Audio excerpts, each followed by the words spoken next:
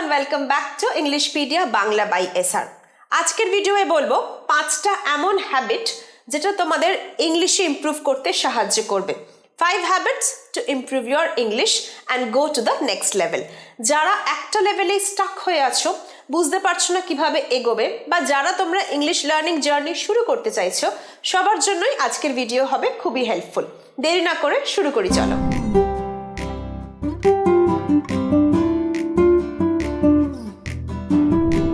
Habit number 1. Watch English movies and TV shows. এখনকার দিনে Netflix এবং বিভিন্ন প্ল্যাটফর্ম রয়েছে ওটিটি, যেখানে তোমরা খুব সহজেই English movies, web series, TV shows এগুলোর অ্যাক্সেস পেতে পারো। বাংলা না দেখে এবার থেকে চেষ্টা করবে ইংলিশে দেখার, আর যদিও বা ইংরাজি বুঝতে না পারো সাবটাইটেলস অন করে দেখবে। এর ফলে কি হবে, প্রচুর ইংরাজি শব্দ, বাক্য এগুলো তোমার কানে ঢুকতে থাকবে।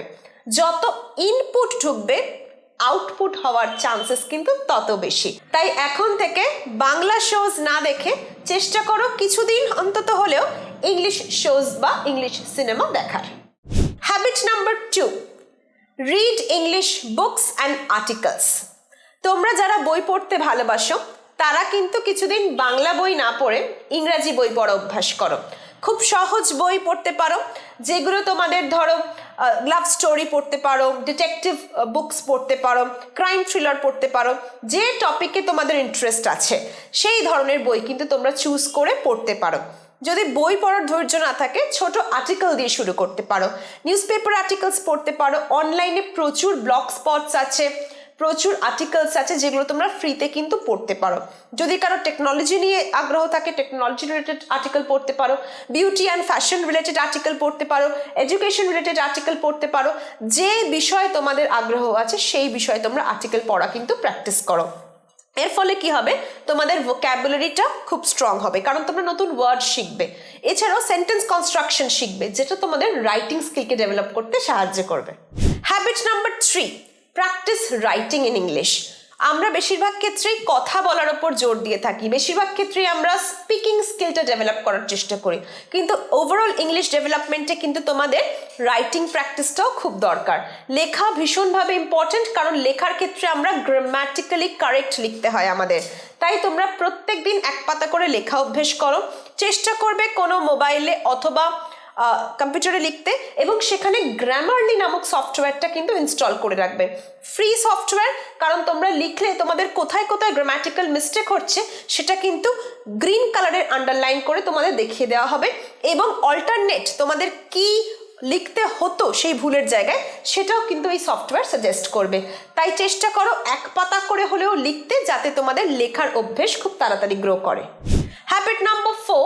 Speaking with a partner. যদি তোমাদের কোনো ল্যাঙ্গুয়েজ পার্টনার থাকে, তার সাথে কথা বলা অভ্যেস করো। না থাকলে নিজে কথা বলা অভ্যেস করো। নিজেকে যে কোনো একটা টপিক দাও এবং সেটা নিয়ে নিজে ক্যামেরার সামনে কথা বলা প্র্যাকটিস করো। রেকর্ড করো, দেখো নিজেকে কথা বলতে কতটা স্মার্ট লাগছে। যদি মনে করো কনফিডেন্স পাচ্ছ না, আয়নার সামনে গিয়ে মিরর প্র্যাকটিস করো। এইভাবে কিন্তু কথা বলতেই হবে।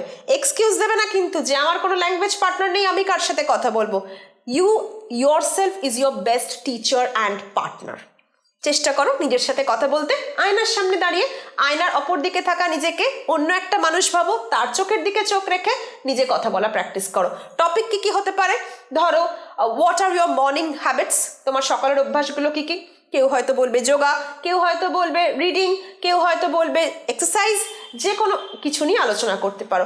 এরপর what is your best vacation spot, কোথায় তোমার বেস্ট ভেকেশন স্পট বা কোথায় বেড়াতে যেতে তোমার সব থেকে ভালো লাগে, অথবা তোমার পছন্দের বই কি, পছন্দের মুভি কি। এরকম বিভিন্ন টপিকে কিন্তু তোমরা এই কনভারসেশনটা চালাতে পারো নিজের সাথে। পয়েন্ট নাম্বার 5 বা হ্যাবিট নাম্বার 5 হচ্ছে ইউটিউব চ্যানেল দেখো, এবং প্রচুর ফ্রি ওয়েবসাইটস আছে, সেগুলো সাজেস্ট করো। তোমরা আমার চ্যানেল দেখতে পারো। আমি খুব সহজেই তোমাদের ইংরাজি শেখানোর গোল নিয়েছি, যাতে তোমাদের খুব সহজেই আমি ইংরাজি শেখাতে পারি। তোমরা আমার ইউটিউব চ্যানেল দেখতে পারো। বিভিন্ন অনলাইন ফোরাম আছে, সেগুলোতে দেখতে পারো। বিভিন্ন ফ্রি ওয়েবসাইটস আছে, সেখান থেকে ইংরাজি শিখতে পারো। আমি আমার কমিউনিটিতে প্রায় প্রত্যেক দিনই কিছু না কিছু আইদার ট্রান্সলেশন দিই, অথবা কোনো গ্রামাটিক্যাল কোয়েশ্চেন্স দিই, যেগুলো আনসার করলে তোমরা সঠিক উত্তর কি সহজেই জানতে পারবে। তাই যারা দেখছো চেষ্টা করবে আমার কমিউনিটি পোস্ট সকাল 11টা 11:30 ওই সময় আমি দিই, সেই সময় অ্যাক্টিভ থেকে সেগুলো আনসার করে সঠিক উত্তরগুলো জানতে। এইভাবে ফ্রি রিসোর্সেসের সাথেও কিন্তু তোমরা তোমাদের ইংলিশ লার্নিংটা গ্রো করতে পারো। আশা করছি এই ভিডিওটা তোমাদের হেল্পফুল লেগেছে। যদি ভালো লাগে লাইক করো, বন্ধুদের সাথে শেয়ার করো, আর অবশ্যই চ্যানেলটা সাবস্ক্রাইব করে সঙ্গে থেকো। ফেসবুক পেজটা লাইক ফলো করতে ভুলো না কিন্তু।